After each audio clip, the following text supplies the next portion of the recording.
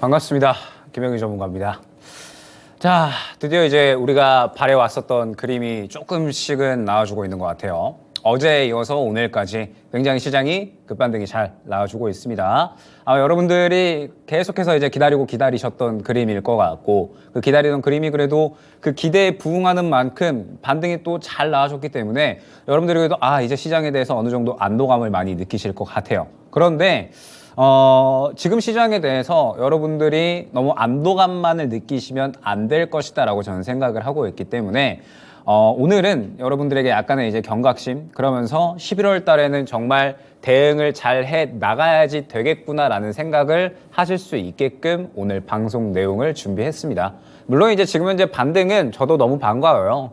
7월 달부터 최근 이제 10월 말까지 계속적으로 시장이 3개월 동안 하락만 했다 보니까 지금 여러분들이 정말 많이 지치셨을 겁니다. 그래서 반등이 나오고 있는 지금 현재 이 상황이 여러분들도 반갑고 저도 반갑고, 지금 이 상황을 저는 단기적으로 즐겨야 된다라고 생각을 하고 있어요. 그런데 우리가 마냥 즐기기에는 지금 현재 시장이 녹록지 않다 보니까 즐기기는 즐기되 철저한 전략하에 어느 정도 우리가 대응을 잘 해 나갈 수 있는 11월 달에 이 전략을 한번 잘 꾸려 나갈 필요성이 있지 않나라고 생각을 해서 오늘은 조금은 이 시장에 대해서 경각심을 가지는 내용, 이 경각심을 좀 가져야 될 구간들을 한번 이제 준비를 해서 주제를 정해봤습니다. 그렇기 때문에 여러분들이 이제 오늘 내용을 한번 들어보시고 11월 달에 과연 이제 여러분들께서 어떻게 진행을 해야 될지, 11월 달에 이제 결국에는 여러분들이 또 수익을 잘 챙기셔야 되는 한 달이 될 거예요. 11월 달이 여태까지 이 손실을 봤었던 부분, 그 다음에 어느 정도 여러분들이 또 이제 현금을 계속해서 또 보유를 하고 있었던 부분들을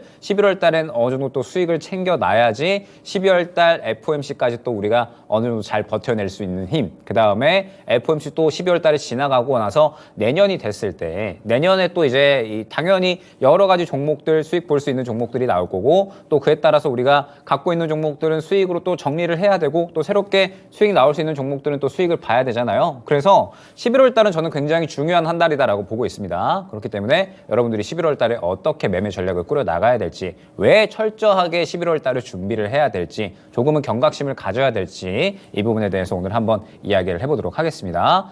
그러면서 이제 뭐 결론적으로 시장이 드디어 반등이 나오고 있기 때문에 종목별로 이제 대응 방법에 대해서 일단은 이야기를 하려고 하고 있어요. 아마 여러분들이 반등이 나오다 보니까 지금 2차전지 추가 매수해도 되는지, 아니면 그냥 뭐 새롭게 들어가도 되는지, 아니면 또 뭐 새롭게 종목들 들어가도 되는지 굉장히 좀 궁금해 하실 겁니다. 저가 매수에 대한 매력도가 굉장히 높아진 시장이잖아요. 워낙에 종목들이 많이 빠져 있다 보니까 저가 매수에 대한 매력도가 굉장히 이제 올라오고 있는 그러한 상황인데, 이제 이러한 상황에서 뭐 2차전지, 뭐 반도체, 아니면 뭐 개별주 종목별로 어떻게 대응을 해 나가야 될지, 이런 것들을 오늘 한번 이야기를 해보도록 하겠습니다. 근데 그 전에 지금 시장에 대해서 경각심을 아직은 놓을 필요가 없다, 조금은 가져가야 된다라고 말씀을 드렸잖아요. 왜 아직까지 우리가 마냥 즐거워하면 안 되는지, 요거를 먼저 한번 이야기를 해보도록 하죠.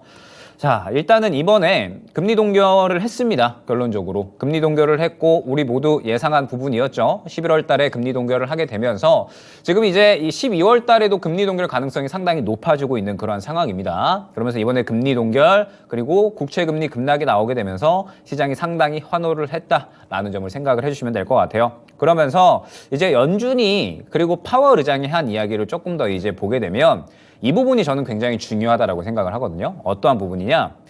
파월 의장이 이제 이러한 이야기를 했어요. 앞으로 채권 수익률이 기준금리 결정에 영향을 미칠 수 있다라고 이야기를 했습니다.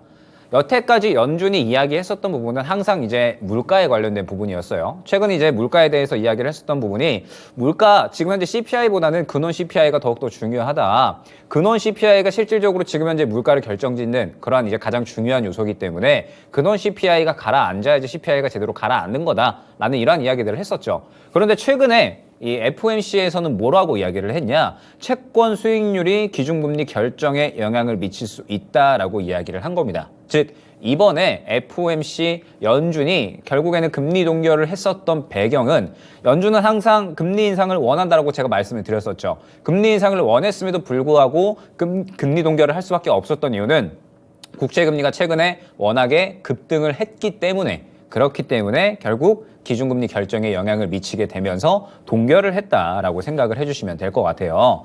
지금 보게 되면 뭐 미국의 상황이 지금 현재 뭐 그렇게 좋은 상황은 아닙니다. 이따가도 이야기를 할 거지만 지금 이제 미국은 국가 부채가 계속해서 늘어나고 있는 상황이고 이러한 상황에서도 사실 채권을 계속해서 찍어놔야 되는 그런 상황이에요. 그렇기 때문에 지금 현재 이 국채 금리가 급등을 하는 이러한 상황 속에서 결국에는 이제 또 이 채권을 발행을 하느냐 마느냐 이러한 부분이 시장에 굉장히 이제 이 주목을 많이 받았었고 결국 이 채권 발행도가 이번에 이제 이 시장의 분기점이 될 거다라는 이야기들이 상당히 많았었습니다. 그런데 이번에 재무부에서 이제 이 장기채에 대해서 채권 발행 규모를 줄이다 보니까 국채 금리가 하락이 나온 거거든요.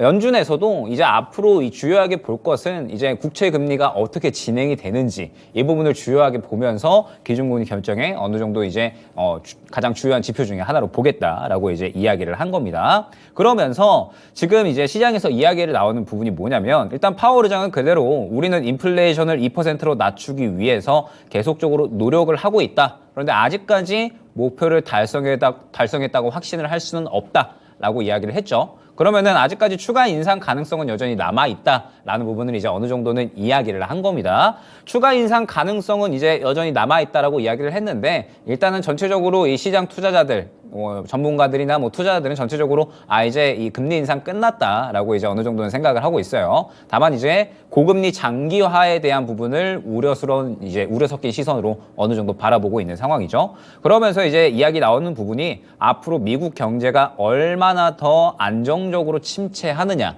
이 부분이 결국에는 중요할 것이다라는 이야기들이 나오고 있습니다. 왜 이제 이러한 이야기들이 나오냐라고 하면 지금 현재 이 미국은 이번에 이제 이 장기국채 발행 속도 조절을 하게 되면서 결론적으로 이제 채권 발행 규모를 어느 정도 이제 줄여놨었어요. 그러면서 지금 왜 이렇게 이제 이 채권에 대한 이야기들이 자꾸 중요하게 이야기되는지를 우리가 한번 생각을 해야 됩니다. 왜 이렇게 이제 이 채권에 대한 부분이 중요하게 이야기될까? 결국에는 지금 현재 미국의 상황이 녹록지 않기 때문에 그렇다라고 보시면 될 것 같아요. 자, 지금 보게 되면 이번에 이제 이번 미국 국가 부채 추이가 2023년까지 어떻게 진행이 되고 있는지, 그 다음에 GDP 대비해서 미국의 재정 적자가 얼마나 심화되고 있는지 요거를 이제 한번 표로 이제 나타내는 거예요. 자, 그러면서 보게 되면 미국의 국가 부채 추이가 어마어마하게 올라가는 모습을 확인을 할 수가 있습니다.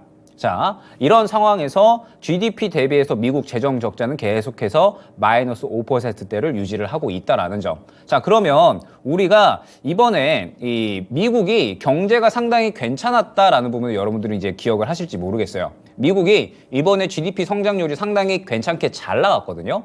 이번에 4.9%가 나오게 되면서 결론적으로 이 미국은 경제가 성장을 하고 있습니다. 예상치보다도 훨씬 상회를 했어요. 그런데 왜 이렇게 이 미국의 GDP가 잘 나왔는가? 요거를 한번 생각을 해보면 결국에는 미국의 소비자들, 우리 같은 이러한 소비자들이 소비를 굉장히 많이 하게 되면서 GDP를 끌어올린 게 가장 주요한 원인이었다라는 이야기들이 나오고 있습니다. 그런데 우리가 생각을 해봐야 될 게 사실 소비자들이 여력이 있어서 소비를 많이 한 것이냐라고 하면 그렇지는 않거든요. 지금 현재 미국의 상황을 보게 되면 저축률은 계속해서 낮아지고 있고 뭐 카드 연체율이나 이런 것들은 계속해서 올라가고 있는 상황입니다. 예전에 서브프라임 모기지 사태 이후에 가장 최고치가 갱신이 되고 있는 그러한 상황이다라고 하거든요. 지금 현재 소비도 늘어나고 있지만 미국은 빚도 늘어나고 있는 상태고 이 빚이라는 게 국가 개인 상관할 것 없이 계속해서 올라가고 있다라는 뜻이 되는 겁니다. 자, 그런데 우리가 다시 돌아가서 지금 현재 이제 미국의 인플레이션 상황이 아직까지 낮아지지 않고 있다라고 파월이 이야기를 했죠. 지금 현재 3.7%, 8% 왔다 갔다 하면서 후반대를 계속해서 이제 왔다 갔다 하고 있는 이러한 상황입니다. 쭉쭉쭉 내려가다가 다시 한번 반등하고 있는 그러한 상황이고 지금 전체적으로 뭐 미국도 그렇고 우리나라도 그렇고 이거 물가 내려가기 쉽지 않을 것이다. 어느 정도까지는 하락을 쭉 해왔는데 여기 이상으로 추가 하락하기에는 쉽지 않은 길이 될 거다. 그렇기 때문에 지금 현재 연준은 고금리 장기화라는 카드를 꺼내든 거죠. 지금 현재 국채 금리가 계속해서 이제 올라가고 있는 이러한 상황에 그리고 전쟁이 터지고 있는 이러한 상황에 결론적으로 지금 이 금리 인상을 한 번 더 하게 되면 기업들에게 그리고 가게들에게 부작용이 너무 커질 수가 있다라는 점. 그 다음에 그렇다고 여기에서 금리 인하를 하게 된다라고 했을 때 금리 인하를 하게 되면 지금 물가가 이렇게 높은데 금리 인하를 하게 됐을 때에는 결국에 또 다시 한번 소비가 확 풀리면서 물가가 추가적으로 더 올라갈 수가 있겠죠. 그러면은 걷잡을 수 없는 사태가 터질 수가 있기 때문에 결국 연준 입장에서는 고금리 장기와 지금 현재 금리 동결을 하면서 그냥 고금리를 쭉 이어나가겠다라는 선택지밖에는 이번에 남아있지 않았던 겁니다. 그렇기 때문에 결국 이번에 금리 동결이라는 카드가 나왔던 거고, 그러면서 이제 결국 우리 시장에서 큰 악재는 이 국채 금리였거든요. 국채 금리가 이제 계속해서 이제 5%를 넘어가게 되니까 5%를 넘어가느냐 마느냐 이러한 이야기들이 나오다 보니까 결론적으로 이제 이 미국 국채 금리가 올라가게 되면 위험 자산에 대한 투자 심리는 떨어질 수밖에 없습니다. 그리고 상대적으로 우리나라는 위험 자산에 속하기 때문에 결국 국채 금리가 올라가게 되면 우리나라에 있는 자금들은 빠져나갈 수밖에 없어요. 우리 시장에 있는 자금들은. 그렇기 때문에 우리 시장이 정말 유독 많이 빠졌죠. 전쟁이 터지고 있는 이스라엘 증시보다도 코스닥 증시가 더 빠졌습니다. 결국에는 국채 금리가 우리 시장의 가장 큰 악재였다라고 보시면 되는 겁니다. 자, 그런데 여기서 이제 우리가 생각을 해봐야 될 부분이 바로 이제 이 부분인 것 같아요. 자, 지금 현재 시장이 미국 국채금리 상승세가 꺾였어요. 가장 큰 악재였습니다. 그러면 이제 반등세가 얼마나 나올 수 있는지를 우리는 한번 생각을 해봐야 되거든요. 말씀드렸죠. 아직까지 우리는 경각심을 가져야 된다고. 제가 왜 경각심을 아직까지는 가져가야 되는지를 지금부터 한번 이야기를 해보도록 하겠습니다. 자, 지금 이 시장을 보게 되면 시장이 어느 정도 오늘까지 추가적으로 반등세가 나와주고 있습니다. 추가적으로 반등세가 나와주고 있는데 예전과는 그림이 약간은 달라진 상황이에요. 어떻게 달라졌냐라고 하면 예전에는 전체적으로 매물 구간 없이 쭉쭉쭉 추세를 타고 올라가는 그림이 어느 정도는 나와줬습니다.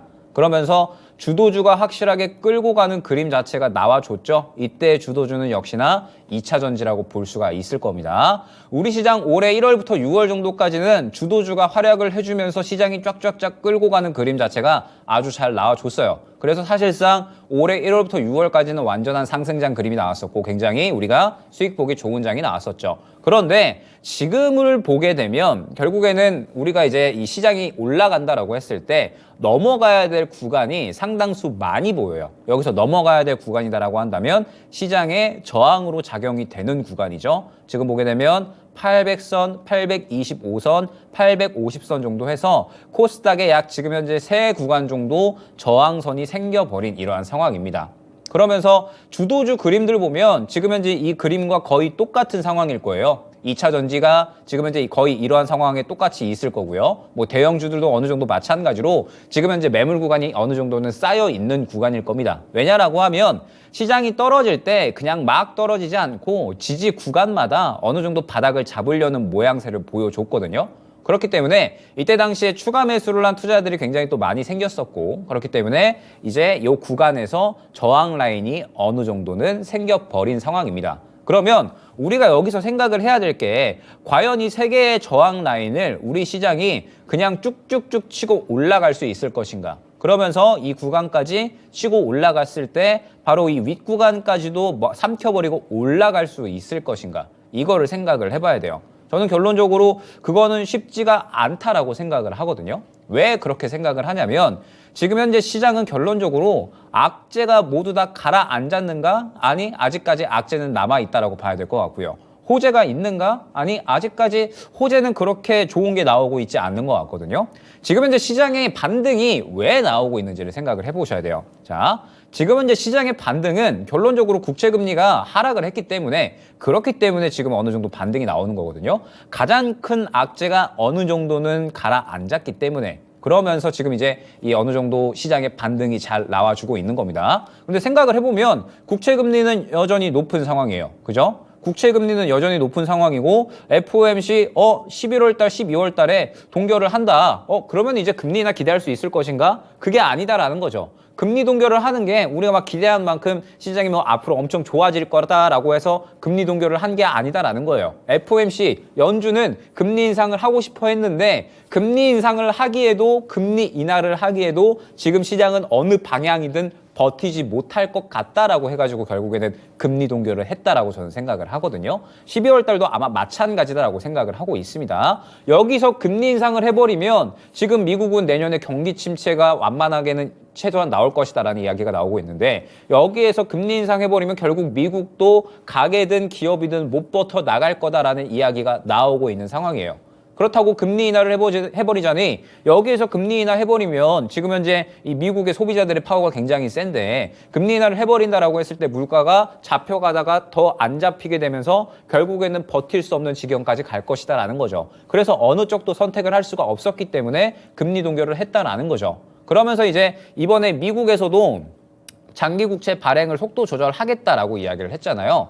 장기국채 발행을 속도 조절을 하겠다라고 이야기를 했는데 결국 미국이 또 이렇게 이 부채가 어마어마하게 쌓여간 이유가 뭘까? 여태까지 채권 발행을 미국은 놓친 적이 없어요. 계속해서 물량을 늘려나갔거든요. 미국은. 계속해서 국채 발행을 해왔기 때문에 또 이만큼의 부채가 쌓여 나간 겁니다. 그렇기 때문에 이번에 장기채 발행 규모를 살짝 줄이겠다라고 한 거지 과연 얼마나 줄일 수 있을까? 지금 바이든이 또 펼쳐놓은 지금 현재 사업들이 굉장히 많잖아요. 뭐 인프라 투자라든지 뭐 원조 사업이라든지 계속해서 이제 이 여러 가지 사업들 벌려놓은 게 많기 때문에 과연 이제 얼마나 이러한 상황에서 바이든 대통령이 버틸 수 있을까? 내년 대선까지 남겨놓은 상황에서 지금 이미 미국에서는 이러한 이야기가 나오고 있는 상태예요. GDP의 5% 넘는 미국의 재정적자 이거 지속 가능한 상황 아니다. 지난 9월에 부채가 우리나라 돈으로 4조가 아니라 4천조도 아니고 4경 4,600조 원을 넘어섰다라는 이야기가 나오고 있어요. 그러면서 미국 국가 신용 등급이 한 단계 강등됐죠. AA, AA 플러스로 트리플 A에서 그렇기 때문에 지금 이제 미국의 상황도 뭐 그렇게 녹록지만은 않다라는 부분을 우리가 생각을 해야 돼요. 그러면 이번 금리 동결이 무언가 좋은 상황에서 선택지가 나온 게 아니라 어쩔 수 없이 금리 동결을 한 거구나. 그러면서 미국 재무부도 채권을 더 발행을 하고 싶어 했는데 상황이 지금 녹록지 않으니까 결국에는 채권 발행 못 했구나. 그러면서 지금 전쟁도 아직까지 하고 있잖아요. 전쟁이 지금 끝난 게 아니라 계속해서 하고 있고 지금 이란의 사령관이 레바논에서 지금 작전을 조율 중에 있대요. 그러면은 지금 이란도 이제 어떻게 할까? 이거 참전할까 말까? 이러고 있는 상황인 거거든요. 그러면은 지금 악재가 무엇 하나 뚜렷하게 사라진 게 아니다라는 거예요. 악재가 무언가 이제 뚜렷하게 사라지지 않은 상황에서 그래도 우리 시장의 가장 큰 악재였던 이 국채 금리가 어느 정도 하락이 나오다 보니까 시장이 이에 대해서 반응을 하고 있다라고 생각을 해주시면 되는 겁니다. 자, 그러면 이 부분을 한번 이제 정리를 해보면 국채금리 상승세 어느 정도 일단락된 느낌이 나오고 있어요. 그 다음에 뭐 FOMC 금리 동결 12월에도 금리 동결 한다더라. 그러면은 이거 뭐 어느 정도 이 금리에 대해서는 더 이상 걱정할 필요 없겠네. 그런데 상황을 봤더니 금리 동결도 이게 상황이 좋아가지고 금리 동결 한 게 아닌 것 같은데 전쟁도 지금 여전히 진행 중이네. 이란 참전할 거 안 할 것 같기는 해. 올해 그래도 미국이랑 한번 이야기하려고 했었잖아. 안 할 것 같기는 한데 아예 참전 안 한다고 우리가 생각을 할 수 있을까? 가능성은 남겨놔야 되지 않을까? 물가는 여전히 공호행진 중이고 고금리 장기화는 확정적인데 자 그러면 시장에서는 악재들은 아직까지 사라진 게 아니고 잠시 이 수면 아래로 가라앉은 거고 시장에 아직까지 호재는 부재하다라는 겁니다. 시장에 아직까지 호재는 부재한 상황에서 자 결국에는 우리나라도 지금 사실 문제점이 많이 있죠. 지금 보게 되면 미국의 고금리 장기화가 결국에는 우리나라의 이 한국 경제가 빚폭탄이 터질 거다라는 이야기들이 나오고 있습니다. 이번에 또 이제 제가 집에서 나오기 전에 담배값이 인상이 된다라고 하더라고요. 8,000원 정도까지 인상이 된다라고 이야기 나오고 있고 저도 이제 또 술 한잔 하는 거 굉장히 좋아하는데 소주값도 출고가 올라가면서 이제 가게에서 먹으려면 7,000원이 어느 정도 거의 확정적이다라고 이야기가 나오고 있어요. 네, 미쳤습니다, 정말. 그리고 지금 저는 요리를 제가 이제 밥 해 먹을 때 제가 해 먹거든요. 그래서 장을 한 이틀에 3일에 한 번씩 보는데 정말 물가가 미쳤습니다. 얼마 사지도 않았는데 막 3만 원, 5만 원 넘어가고 그래요. 지금 뭐 우유 하나에 막 3,000원, 4,000원 이러잖아요. 그러면서 최근에 또 햄버거도 올린다라고 하고 물가 우리나라 지금 계속해서 올라가고 있는 상황입니다. 물가는 계속해서 올라가고 있는데 이게 잡힐 것 같지가 않다라는 거예요. 왜? 미국은 지금 고금리 장기화를 그냥 거의 확정적으로 때려버린 상황이에요. 그러면 우리나라가 여기에서 금리 인하 할 수 있을 것인가? 못한다라는 거죠. 지금 우리나라의 최선은 지금 금리를 그냥 붙잡고 있는 거예요. 어찌됐든 미국을 따라가야 되는데 붙잡고 있는 거예요. 그런데 이렇게 고금리 장기화가 돼버리면 오히려 또 환율은 벌어질 수가 있는 거죠. 그러면서 우리나라 그러면은 이제 이 수입 수출에 대한 소득이 또 줄어들 수가 있는 거고, 그러면서 또 지금 내년까지 또 고금리 장기화 된다라고 했을 때 비폭탄이 터질 수가 있다, 우려감들까지 커지고 있죠. 왜? 지금 현재 이미 우리나라의 금리 수준으로도 기업들과 가게들은 한계에 부딪혀 있으니까. 지금 영끌족들 이야기 굉장히 많이 나오죠. 기업들도 지금 이자 부담이 굉장히 좀 심화가 되고 있다라고 합니다. 그래서 우리나라 상황도 지금 이제 녹록치가 않은데, 뭐 미국도 지금 마찬가지라고 보시면 될 것 같아요. 그래서 지금 고금리 장기화에 대한 이야기, 그러면서 미국도 내년에 완만한 경기 침체까지는 오지 않을까, 이러한 이야기들이 계속해서 나오고 있습니다. 그래서 저는 지금 현재 시장이 어느 정도 그래도 단기 반등세 너무 반가운데 녹록치는 않은 상황이구나라고 여전히 생각은 하고 있어요. 그렇기 때문에 제가 11월 달을 그냥 이제 흘려보내는 게 아니라 여러분들이 확실하게 수익을 챙겨 나가는 한 달로 활용을 해주셨으면 좋겠습니다. 그래야지 내년 12월 내년까지 어느 정도 이 대응할 수 있는 힘이 생기지 않을까라고 저는 생각을 하고 있어요. 자, 지금 현재 시장의 반등이 결국에는 과도한 하락이 나왔어요. 맞죠? 우리 시장이 이스라엘, 전쟁 터진 이스라엘보다도 코스닥이 더 빠졌으니까 저는 이거 너무하다라고 분명하게 생각을 합니다. 전쟁 터진 나라보다도 하락을 하는 게 너무 우리 시장이 좀 체력이 많이 약한 게 아닌가라고 생각을 하고 있는데, 어찌됐든 과도하게 하락이 나온 건 분명하고, 그러면서 악재가 어느 정도 지금 이제 일단락되고 있는 거예요. 그것도 뭐 다 사라진 것도 아니고 일부 국채 금리가 어느 정도 내려가고 있다라는 부분에 대해서, 그러면서 이제 이 부분에 대해서 반등이라는 우리가 원했던 모습으로 반응을 해주고 있는 겁니다. 자, 그런데 말씀드렸듯이 과연 이제 반등이 얼마나 잘 이어질 수 있을 것인가, 요거를 한번 생각을 해봐야겠죠. 자, 그러면 만약에 지금 현재 시장에서 반등이 지금 추가적으로 더 강하게 나오지 않는다라고 생각을 하면, 그러면은 지금 현재 상황에서 시장 반등 나오니까 묻지도 따지지도 않고 고를 해야 되는가, 아니면은 철저한 분석하에 올라갈 수 있는 종목들 위주로 대응을 해야 되는가. 저는 정답이 나와 있다라고 생각을 하거든요. 지금 현재 11월 달 시장에 대해서 여러분들이 반등 나오니까 이제 묻지도 따지지도 않고 추가 매수해야지, 신규 매수해야지라고 생각을 해야 될 부분인지, 아니면은 올라갈 수 있는 종목들 위주로 철저하게 분석을 해서 대응을 해야 되는지, 정답은 분명하게 나와 있다라고 생각을 합니다. 자, 지금 현재 시장의 종목들로 한번 넘어가서 이야기를 해볼게요. 오늘까지 이제 추가적인 상승이 나오고 있습니다. 그러면서 어제 이제 이 시장의 상승이 나왔을 때의 구간을 한번 이야기를 해보죠. 결국에는 이때 당시에 미국 증시도 같이 상승이 나왔어요. 미국 증시도 같이 상승이 나오면서 결론적으로 국채 금리가 이제 재무부에서 어느 정도 이 발행 속도 조절한다라고 하면서 하락을 했죠. 그러면서 아마 이제 요거 보시고 예상하시는 분들이 굉장히 많으셨을 겁니다. 국채금리 내려갔으니까 이거 시장 반등 시그널이다 라고 생각을 하고, 신규 매수로 이제 여태까지 많이 떨어졌었던 주도주에 대해서 접근을 하셨던 분들 굉장히 저는 잘 하셨다라고 생각을 하고 있고, 아마 어제 오늘 해서 추가 매수 진행하시는 분들도 굉장히 많으셨을 겁니다. 저는 어제와 오늘 해서 주도주를 접근하신 분들 굉장히 저는 잘 하신 매매다라고 생각을 하고 있어요. 왜? 결국에는 시장이 여태까지 많이 빠졌고, 시장이 여태까지 많이 빠졌다가 국채금리가 내려간다라는 시그널이 분명하게 나왔고, 국채금리가 내려간다라고 했을 때 당연히 이에 대해서 시장은 긍정적으로 환호할 수밖에 없을 것이다라고 예측이 어느 정도 가능하셨을 거예요. 그래서 그러면 당연하게 주도주는 올라갈 수밖에 없다라고 예측을 하신 분들이 계실 거고, 그러면은 그 주도주는 2차 전지와 반도체니까 그러면 2차 전지와 반도체는 반드시 올라가겠구나라고 생각을 하셔서 매매하신 분들은 굉장히 잘 하신 걸 겁니다. 그런데 여기에서 혹시나 어제 오늘 시장 반등 강하게 나오네, 이제부터 한번 그러면은 추가 매수 해봐야지, 여태까지 고점에서 물려 있었는데 이렇게 반등 나오면 쭉 올라가겠지, 빠진 게 얼만데, 이런 생각만 하시고 접근을 하셨던 분들은 지금부터 제 이야기를 굉장히 잘 들어주셨으면 좋겠습니다. 자, 이제 먼저 2차 전지를 이야기를 할 거예요. 2차 전지 같은 경우에는 워낙에 지금 많이 빠졌기 때문에, 그리고 여러분들이 항상 가장 관심을 많이 가지고 계신 섹터이기 때문에 항상 이제 이 이야기를 안 할 수가 없을 것 같아요. 그래서 제가 저번 주에 뭐라고 말씀을 드렸냐면, 2차 전지 제가 올라가는 수급 구간, 그리고 차익 실현 구간, 지지 구간 모두 다 사야 할 때와 사야 하지 말아야 될 때를 말씀을 드렸고, 실질적으로 어느 정도 자료를 통해서 제가 이야기했던 것들을 통해서 그대로 진행이 됐다라는 걸 다 보여드렸었습니다. 자, 그러면 지금 현재 구간에서 여러분들이 생각을 해보셔야 돼요. 김영일 전문가가 여태까지 미스터마켓 나와서 이야기를 했었던 부분은 항상 수급을 보라라는 거였잖아요. 그죠? 항상 수급을 보면서 예전에 김영일 전문가가 이때 수급이 들어올 때는 갈 것 같다.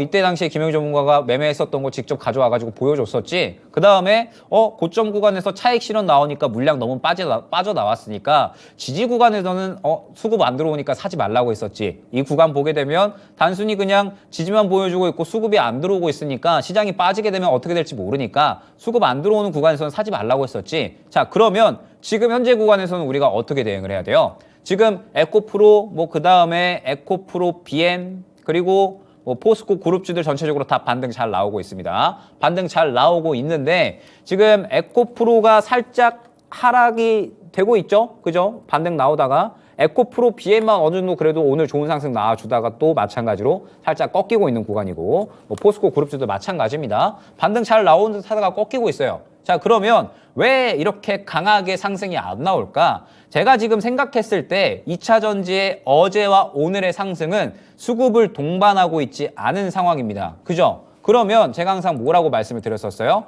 결국에는 수급이 강하게 들어오는 구간이 나와야지 제대로 찐반등이 나올 거다라고 말씀을 드렸었고 어제와 오늘은 시장이 여태까지 그동안에 쭉 하락을 하다가 크게 반등이 나오는 구간이니까 그에 따라서 매크로적으로 당연하게 주도주군에 속하는 2차전지 종목들도 가장 많이 빠졌으니까 반등이 나올 수밖에 없었다라는 겁니다. 그러면 우리가 찐반등으로 해석을 해야 되는가? 저는 아직까지는 아니다라고 보고 있어요. 그러면서 여러분들이 이 부분도 꼭 명심을 해주셔야 됩니다. 지금 현재 2차전지 종목군들을 봤을 때 예전과는 상황이 아예 달라요. 예전과는. 왜 예전과는 상황이 아예 다르냐라고 하면 예전에는 수급 잘 받아줬죠.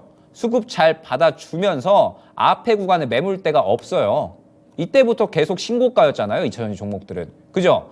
이때부터 계속 신고가였기 때문에 올라가기 굉장히 쉬웠습니다. 2차전지 종목들은. 앞에 매물이 없으니까 그냥 돈 밀어 넣으면 쭉쭉쭉 가는 거예요. 그런데 이때 당시에 기관, 외국인, 개인 할 거 없이 다 밀어 넣었잖아요. 그렇기 때문에 이렇게 어마무시한 상승이 나왔던 거죠. 근데 지금은 상황이 약간 달라졌어요. 어떻게 달라졌느냐? 지금 현재 상황에서 2차전지가 다시 바닥 잡고 올라간다라고 가정을 했을 때 지금 눈에 보이는 매물대가 1차적으로 이 구간, 2차적으로 이 구간, 3차적으로 이 구간, 4차적으로 이 구간까지 삼켜야 되는 매물대가 굉장히 많아져 버린 상황이죠. 에코프로 BM, 에코프로, 그 다음에 포스코 그룹주 다 마찬가지입니다. 보게 되면 매물 다 굉장히 두터워진 상황이에요.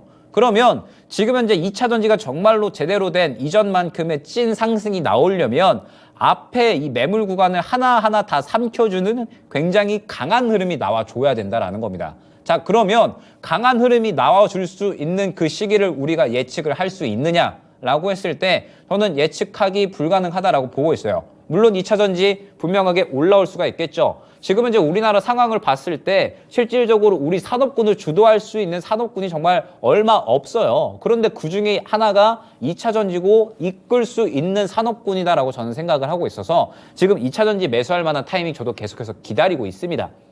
저희는 현금을 계속해서 갖고 있기 때문에 저번 주에 말씀드렸었죠. 현금을 계속해서 하락장에 갖고 있었기 때문에 2차전지 들어갈 만한 타이밍을 계속해서 이제 기다리고 있어요. 그런데 지금 현재 상황에서 2차전지를 당장에 들어간다라고 했을 때 제가 지금 보는 관점에서는 시장이 아직까지 제대로 완전하게 찐반등인 것 같지도 않고 오랜만에 이제 하락을 쭉 하다가 오랜만에 반가운 반등이 나왔지만 아직까지 악재가 다 사라지지 않았기 때문에 무언가 찐반등이 나오는 것 같지 않고 그러면서 지금 현재 2차전지 아직까지 수급이 들어가고 있지 않은데 그러면 지금 현재 시장을 봤을 때 말씀드렸잖아요. 지금 현재 시장은 아직까지 호재가 부재하고 악재가 여전히 남아있는 상황이기 때문에 시장도 마찬가지로 이 구간을 삼키면서 올라가 줘야 돼요. 그러면 결국에는 좋은 이야기가 하나 정도는 나와줘야 된다라는 건데 아직까지 좋은 이야기는 없죠. 전쟁이 지금 끝난다라는 이야기도 없는 거고 국채금리 살짝 하락한다라고 하는데 하락폭이 엄청나게 크지도 않은 상황이고 물가는 여전히 높은 상황이고 이러한 상황이죠. 지금 현재 금리 동결은 큰 의미가 있다라고 저는 보지 않습니다. 왜? 결국에는 이제 누구나 다 예상을 했었거든요. 지금 상황에서 금리 동결 밖에 방법이 없다. 그리고 더 이상 연준이 이야기하는 거는 시장에서 크게 의미가 없을 거고 앞으로 이제 경기 상황, 그 다음에 국채 금리 이러한 것들이 중요할 거다. 이러한 이야기들이 나오고 있어요. 그래서 지금 현재 상황에서는 결국 시장이 이겨낼 수 있을 만한 이러한 호재가 하나 필요한 건데 아직까지 제 눈에 그렇게 뭔가 드라마틱하게 반등을 보여줄 만한 호재는 보여지지 않고 있습니다. 그러면 시장은 결국 단기 반등의 그림이 조금 더 가능성이 높지 않을까라고 저는 생각을 하고 있고 그러면 주도주 같은 경우에도 지금 현재 2차전지 종목군들 결국에는 마찬가지로 오늘까지 추가 상승하려고 노력을 하고 있지만 매물대 맞추면서 떨어질 가능성이 굉장히 높지 않을까. 그래서 신규 매수 하신 분들은 굉장히 잘하신 거예요. 왜? 말씀드렸잖아요. 시장이 여태까지 크게 하락을 했고 그러면서 과도한 하락 구간에 2차전지 종목군들도 너무 많이 빠졌고 너무 많이 빠졌기 때문에 당연히 강하게 반등이 나올 수밖에 없는 거고 그에 맞춰서 시장 반등할 거니까 주도주 종목군들 이거 그냥 매크로적으로 한번 매수할 만하지. 그런데 지금 현재 매물 구간 막혀 있으니까 여기 못 들어주면 매도해야지. 이런 식으로 생각을 하시면 저는 굉장히 잘하는 매매다라고 생각을 하고 있습니다. 그런데 혹시나 어제나 오늘 시장 반등 나오네? 그러면은 이거 진짜 제대로 찐 반등인 건가? 쭉쭉쭉 그동안 빠졌으니까 쭉쭉쭉 상승하겠지? 이렇게 생각하셔가지고 그냥 추가 매수하셨다라고 하시는 분들은 약간은 전략을 수정해야 될 필요성이 있다라고 하는 거죠. 왜? 지금 현재 2차 전지의 상황은 아직까지 수급이 제대로 들어오고 있지 않은 상황이니까. 그렇기 때문에 저는 여전히 2차 전지는 조금 더 기다려야 된다라고 보고 있습니다. 그러면서 지금 이것도 여러분들이 명심을 하셔야 돼요. 지금 이 2차 전지 종목군들 중에 에코프로비엠이 가장 상승폭이 강하죠. 앞으로 이제 시장에서 2차 전지 종목군들 상승 나올 때에도 선별적으로 상승 나올 가능성도 생각을 하셔야 됩니다. 에코프로 가는데 내 건 안 가네? 이런 그림이 나올 수가 있다라는 거예요. 그렇기 때문에 반드시 선별적으로 수급 들어오는 타이밍 기다려 주셔야 되고 제가 저번 주에 그렇게 말씀을 드렸었죠. 시장 바닥 잡고 2차 전지가 수급 들어오는 타이밍 말씀드리겠다고. 제가 예전에 포스코 홀딩스가 이제 아마 예로 들 수 있을 것 같은데 포스코 홀딩스 딱 요 구간에 올라갈 거다라고 제가 분명하게 말씀을 드렸었어요. 그리고 2차전지 종목군들 이 구간에 질문 올 때마다 아직까지 수급 안 들어오고 있으니까 좀 버텨보자. 조금 더 지켜보시자. 진짜로 저가 매수 구간 올 때까지 확실한 저가 매수 구간 올 때까지 기다려보자라고 분명하게 다 말씀드렸었습니다. 그래서 제가 저번 주에 여태까지 김영희 전문가 말 안 들었다면 한 번 더 들어보자. 한 번만 더 들어보자라고 이제 말씀을 드렸었죠. 그런데 이제 이번에도 혹시나 그냥 시장 반등 나와주는 것 같은데 추가 매수 한번 비중 크게 해볼까? 이렇게 생각을 하셨던 분들은 아직까지 저는 조금 더 기다려야 되는 타이밍이다라고 보고 있거든요. 수급 들어오는 타이밍 나오게 되면 제가 말씀드리도록 할 테니까 조금 더 여유롭게 2차 전지는 봐야 되지 않을까 생각이 됩니다. 반면에 반도체는 흐름이 저는 긍정적이다라고 생각을 하고 있어요. 반도체 종목군들은 제가 이제 이 반도체 종목을 어제 이제 이야기를 할 때 어제 시장이 굉장히 강한 급반등이 나왔잖아요. 그러면서 이제 반도체 종목군들도 일제히 다상승이 나왔었죠. 그런데 제가 반도체 종목군들은 항상 이야기를 할 때 같이 이야기를 드리는 부분이 있어요. 뭐냐라고 하면 지금 현재 반도체 종목군들은 수급이 그래도 살아있는 종목군들이 많이 보입니다. 그런데 무언가 시장을 또 이겨내기 위해서는 지금 현재 시장이 계속 왔다 갔다 하고 하락하고 있고 이러한 상황이다 보니까 시장을 이겨내기 위해서는 한 번 정도의 수급이 더 들어오는 구간이 필요하지 않을까요? 라고 말씀을 드렸었죠. 그래서 수급이 들어오는 종목이 결국에는 반도체 쪽에서는 가장 긍정적인 강한 상승이 나올 수 있는 종목이 될 거다라고 말씀을 드렸었고 그래서 지금 HPSP가 저는 가장 긍정적이다라고 보여지거든요. 제가 어제 시장 반등 나올 때 어제 3% 방송에서 어제 맞죠? 그저께인가요? 네, 그저께네요. 시장이 이제 반등이 나왔을 때 HPSP를 이제 말씀을 드렸었어요. 예, 시장 반등 나올 때 어제네요. 예, 그러면서 시장 반등 나왔을 때 반도체가 그래도 이제 매크로적으로 상승이 나올 수밖에 없겠구나라고 생각을 했고 그러면서 왜 이제 HPSP를 골랐느냐라고 하면 결국에는 수급적인 부분에 의거해서 HPSP를 골랐다라는 거죠. 왜? 보게 됐을 때 하나 마이크로는 이전에 수급이 들어와 있기는 한데 무언가 큰 폭으로 들어와 있지는 않은 것 같았고 그 다음에 추가적으로 지금 현재 뭐 주성 엔지니어링 같은 경우에도 이러한 그림이 나오지는 않았었어요. 그러다 보니까 결국에는 지금 현재 수급이 가장 잘 들어가 있는 종목이 어떤 종목인가라고 했을 때 HPSP네. 그러면 이 정도 수급이 들어가 있다라고 하면 적어도 전고점까지는 갈 수 있지 않을까라고 생각을 해가지고 반도체 중에서는 HPSP를 골라서 말씀을 드렸던 거거든요. 지금 현재 반도체는 그래도 흐름이 수급을 같이 동반하면서 움직여주고 있기 때문에 나쁘지 않습니다. 그리고 11월 달에는 항상 강조드리지만 이러한 그림을 염두하시고 종목을 접근을 하셔야 돼요. 제가 저번 주부터 강조드렸던 부분이 뭐였냐? 종목 순환의 의미를 계속해서 생각을 하셔야 된다라고 말씀을 드렸었죠. 시장을 이겨내는 힘이 나타나려면 결국에는 종목별 순환의 의미를 이해해야 되고 시장을 이겨내는 힘이 들어가 있는 종목을 우리가 접근을 해야 된다 말씀을 많이 드렸던 것 같습니다. 결국에 보게 되면 지금 현재 제가 HPSP를 픽한 이유 자체가 결국에는 수급적인 부분에 의거해서 픽했다라는 부분을 여러분들도 다 아실 거고, 그 다음에 제가 최근에 두산 로보틱스도 한번 이제 추천을 드렸었죠. 목요일 날에 수요일 날이죠. 수요일 날에 이제 두산 로보틱스를 이제 추천을 드렸었는데, 두산 로보틱스 같은 경우에도 제가 로봇주 중에서 왜 하필 두산 로보틱스를 택했을까? 두산 로보틱스가 시가총액 앞으로 대장이 될 거여서 두산 로보틱스가 이제 앞으로 이 로봇주 중에 대장이니까 그냥 이렇게 접근을 한 게 절대 아니다라는 거예요. 두산 로보틱스 같은 경우에도 지금 보게 되면 저점 구간에서 수급이 눈에 띄게 들어가는 모습이 확인이 됐잖아요. 제가 지금 2차 전지 그림에서 이거를 기다리고 있는 거예요. 자, 2차 전지에 그대로 한번 대입을 해서 여러분들 확인을 해볼까요? 지금 두산 로보틱스가 마찬가지로 이제 이 상장 초기에 물량 한번 쫙 나왔죠. 그러다가 쭉 조정 나오고 다시 한번 거래량이 분출되는 구간이 확인이 됩니다. 수급 들어가죠? 요거를 2차 전지에 그대로 한번 대입을 해서 한번 확인을 해보겠습니다. 자, 보게 되면 에코프로비엠 예로 들어서 에코프로비엠, 자, 두산 로보틱스가 차익 실현 나오는 구간과 에코프로비엠 차익 실현 나오는 구간이 비슷하죠. 그러면서 쭉 하락이 나오고 있습니다. 그런데 두산 로보틱스 같은 경우에는 이런 그림 나오다가 갑자기 이 정도만큼의 수급이 들어오면서 추세를 확 돌려놨어요. 그러니까 제가 두산 로보틱스 이거 갈 것 같은데 라고 생각을 해가지고 수요일에 이 두산 로보틱스를 픽을 한 겁니다.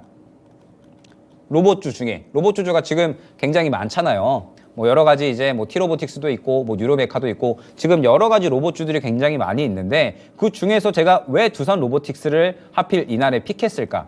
결국에는 수급의 의미가 있다라는 거고 2차 전지에도 지금 이제 이러한 그림이 나와줘야 된다라는 거예요. 그리고 이러한 그림이 나온다라고 해가지고 또 바로 쭉쭉쭉 상승이 나오는 게 아니라 다음 매물 구간까지는 상승이 나올 수가 있다라는 거기 때문에 2차 전지는 이러한 그림 나올 때까지 기다려줘야 되는 거고요. 그러면서 지금 2차 전지 기다리는 동안에 여러분들이 11월 달에 어떻게 해야 돼요? 결론적으로 11월 달에 여러분들이 어떻게 종목을 접근을 해야 되느냐라고 했을 때 결국에는 이런 그림이 나오는 종목들을 여러분들이 접근을 해야 된다라는 거예요. 11월 달은 여러분들 저는 마찬가지로 쉬운 시장이 될 거라고는 생각을 하지 않습니다. 조금 더 이제 시장을 보게 되면 내가 왜 이제 이 시장이 조금 녹록지 않을 것이다라고 말씀을 드리느냐. 결국에는 저는 아직까지 시장에 이 저항 구간이 있기 때문에 이 구간을 강하게 뚫어주기에는 어렵다라고 보고 있어요. 강하게 뚫어주기는 어렵다라고 하면 단기 반등세는 이어가는데 꺾이는 구간이 반드시 나올 수밖에 없다라고 보고 있습니다. 그러면 여러분들이 이 종목을 그냥 무작정 마구잡이로 매수를 한다라고 했을 때 반등 나오네? 그러면은 매수해야지 했다가 이 고점 구간에서 그대로 물려버리는 매매가 바로 나올 수가 있다라는 거예요. 그래서 이제 본격적으로 올라갈 준비를 하는 종목을 잘 선별을 해서 매수를 해야지 11월 달에 수익을 볼 수 있다라는 거고, 제가 그래서 여러분들에게 이번 11월 달은 그냥 마냥 반등을 즐기기만 해서는 안 된다라는 거든, 안 된다. 지금 현재 11월 달은 철저한 전략하에 대응을 해서 분석을 한 다음에 대응을 해서 최대한의 수익을 챙겨놔야 되는 달이다라고 말씀을 드리고 있는 겁니다. 11월 달 시장도 그렇게 녹록지만은 않을 거기 때문에. 자, 그러면 여러분들 결국 이 11월 달에는 어떻게 대응을 해 나가야 돼요? 2차 전지 같은 경우에는 제가 보기엔 아직까지 조금 더 제대로 된 상승이 나오려면 기다려야 되는 구간, 확실한 수급이 들어올 때까지 저는 조금 더 기다려야 된다라고 보고 있고, 그렇기 때문에 수급이 들어오는 구간이 나왔을 때 제가 말씀드릴 거다라고 말씀드렸죠. 그러면 주도주 중에는 반도체가 조금 더 괜찮을 것 같아요. 반도체는 지금 현재 수급이 죽지 않는 한 추가 상승이 어느 정도는 유력할 것 같습니다. 그렇기 때문에 반도체는 괜찮을 것 같고, 그러면서 개별주 종목들도 여러분들이 접근을 분명하게 잘 하셔야 된다라는 겁니다. 개별주 종목군들은 이러한 그림이 나올 수 있는 종목들, 어느 정도 하락이 쭉 나오다가 갑자기 두산 로보틱스가 왜 이렇게 이제 상승이 나왔을까? 그러면 두산 로보틱스가 지금 먼저 뭐 호재가 뚜렷하게 있는 게 아니에요. 그런데 수급적인 부분으로 무언가 움직임이 나와줬으니까 쭉쭉쭉 상승이 나온다라는 거거든요. 이러한 그림이 아마 11월 달에 많이 나올 겁니다. 제가 지금 봤을 때 화장품주도 저는 분명하게 괜찮게 좋게 보고 있고 반도체도 마찬가지고 11월 달에는 시장의 상승폭이 제한될 수 있지만 종목 순환 자체는 굉장히 많이 나올 수가 있거든요. 그러면 이 종목 순환 자체를 굉장히 잘 접근을 해서 수익을 챙겨 나가야 되는 게 11월 달에 가장 중요한 전략이다라는 겁니다. 11월 달에 반등이 나온다라고 해가지고 무작정 매수를 할 게 아니라 올라올 수 있는 종목이 어떤 종목인지, 어떤 종목군들의 수급이 들어가는지 요거를 잘 봐가지고 이 종목군들의 수급이 들어오네? 그러면 얘네들로 수익을 잘 챙겨놔야지. 그러면서 향후에 2차 전지든 지금 뭐 갖고 계시는 종목도 어떠한 종목들이든 대응할 수 있는 타이밍이 왔을 때 대응할 수 있는 힘을 잘 어느 정도는 구비를 해놔야 된다라는 거예요. 그리고 그게 11월 달에 여러분들이 갖춰야 할 전략이 아닐까라고 생각이 되는 겁니다. 지금 시장이 워낙에 이제 이 반등세가 잘 나오고 있고 여러분들이 많이 이제 기다리셨던 반등세일 겁니다. 많이 이제 기다리셨던 반등세일 텐데 제가 지금 이 반등을 즐기지 마셔라 라고 말씀드리는 게 아니래요. 이렇게 이제 분위기 좋은데 왜 또 갑자기 금요일 날에 나와가지고 초치냐 이렇게 이제 말씀을 하실 수도 있고 생각을 하실 수도 있습니다. 그런데 저는 11월 달에 제가 보는 관점은 확실하기 때문에 11월 달에는 무언가 주도주가 확 살아나는 그림보다는 수급이 살아있는 종목들 위주로 상승이 나올 거다라고 저는 보고 있고 그렇기 때문에 2차 전지는 시장 반등에 따라서 반등이 나왔다라고 생각을 하고 있고 반도체 같은 경우에는 그래도 어느 정도 종목군들의 수급이 들어가고 있으니까 이 종목군들은 괜찮겠다라고 생각을 하고 있어요. 그러면서 이제 이 상승 나오는 종목군들을 봤더니 오늘과 어제 해서 개별주 종목군들이 결국에는 저는 상승이 나올 것 같다라는 그림이 어느 정도는 그려지고 있거든요. 그러면 11월 달에 여러분들이 그냥 단순히 시장이 반등이 나온다라고 해서 내가 좋아하는 종목 2차 전지 사야지 뭐 이런 이제 이 매매 전략으로 접근을 하는 게 아니라 시장이 어느 정도는 이 매물 구간마다 맞고 떨어질 수가 있으니까 이 구간을 잘 대비해서 맞고 떨어질 가능성과 추가적으로 돌파할 가능성 모두를 저는 생각을 하셨으면 좋겠다라는 거예요. 뚫어주면 더 좋죠. 이보다 더 좋을 수가 없죠. 쭉쭉쭉 상승해가지고 매물 구간 계속 뚫어주면서 가면 그러면 지금 현재 주도주들에도 당연히 수급이 들어가 줄 거예요. 그러면은 주도주 종목군들도 쭉쭉쭉 상승이 나온다라는 거니까 그러면은 이보다 더 좋은 그림이 어디 있겠냐라는 거예요. 2차 전지 반도체 다 같이 끌고 간다라는 소리가 되거든요. 시장 반등이 나오게 되면 이런 식으로. 그런데 이렇지 않을 가능성을 생각을 해야 된다라는 거예요. 매물 구간이 이렇게 있으면 이 구간 맞고 떨어질 수도 있는 거고 돌파 나와줬어도 또 이 구간 맞고 떨어질 수도 있는 거니까 그러면은 이 구간마다 우리가 떨어질 때 우리가 어떻게 대응을 해야 되지? 시장이 혹시나 이렇게 반등이 잘 나오고 있는데 이 매물 구간 맞아가지고 이제 떨어졌다라고 하면 그러면 우리가 사놨던 종목들 중에 수익이 나오고 있는 종목들은 한번 정리했다가 나중에 다시 한번 재매수를 노릴 수도 있는 거고 추가 매수해놨던 종목들은 아쉽지만은 수익 만회 정도로 한번 정리를 한 다음에 향후에 또 재매수를 노려볼까? 이런 식으로 생각을 할 수도 있는 거고 굉장히 또 무궁무진한 여러 가지 전략들이 나올 수가 있는 거잖아요. 그렇기 때문에 너무 상승에만 무게를 맞추지 마시고 양방향으로 생각을 해보자라는 거예요. 왜? 우리는 이미 이번 7월, 8월, 9월, 10월 달에 실수를 한번 했잖아요. 어떠한 실수를 했어요?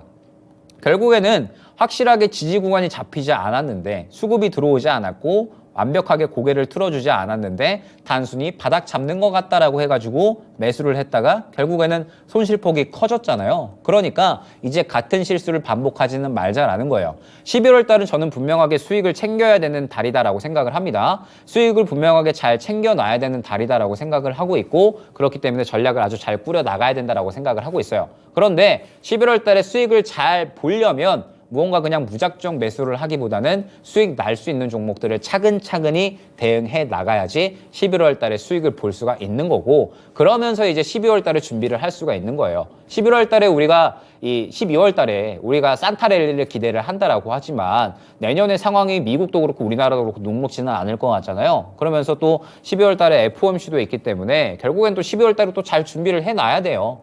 이번 달도 녹록지 않을 것 같은데 아, 12월 달도 그렇게 녹록지는 않을 것 같아요. 그러면은 또 잘 준비를 해놔야 되잖아요. 11월 달이 저는 굉장히 소중한 한 달이다라고 생각을 하고 있거든요. 어찌됐든 시장 단기 반등세는 나와주고 있고, 단기 반등세가 나와준다라고 하면 그러면은 그래도 수익을 챙길 수 있는 시기로 활용할 수 있다라는 뜻이 됩니다. 그렇기 때문에 저는 11월 달에 여러분들이 그냥 흘러가듯이 보내지 않으셨으면 좋겠고, 굉장히 철저하게 잘 전략을 꾸려가지고 매수를 해 나가셨으면 좋겠습니다. 저도 그렇게 할 거예요. 다음 주부터 저도 이제 매매를 굉장히 적극적으로 운용을 할 건데, 적극적으로 운용을 하되 철저하게 수급적인 분석을 통해서 매매를 해 나갈 예정에 있습니다. 그렇기 때문에 여러분들도 11월 달에 전략을 한번 잘 꾸려 나가시고, 이 주도주와 개별주 종목군들 어떻게 접근을 할지 생각을 잘 해보셨으면 좋겠습니다. 자, 일단 오늘 또 이제 못다한 내용은 이따가 또 4시에 공개 방송이 있으니까 공개 방송에서 조금 더 이제 날것의 이야기, 그리고 조금 더 이제 상세한 전략 이야기 해볼 수 있도록 하고요. 오늘은 이제 이 정도에서 이 11월 달에 여러분들이 취하셔야 될 전략에 대해서 이야기를 해보도록 하겠습니다. 어찌됐든 그래도 반등이 나왔으니까 이 반등을 절대 즐기지 말자라는 게 아니에요. 즐기되 너무 이제 이 좋은 것만 보지 말고 이 양방향성을 생각을 하자라는 거니까 이 부분 생각을 해보시면서 다음 주에 단기 반등 여러분들도 잘 즐기시고 수익을 최대한 잘 챙겨 나가시는 그런 한 달로 활용하셨으면 좋겠습니다. 저는 이따가 4시에 공개 방송으로 또 인사를 드릴 수 있도록 할게요. 감사합니다.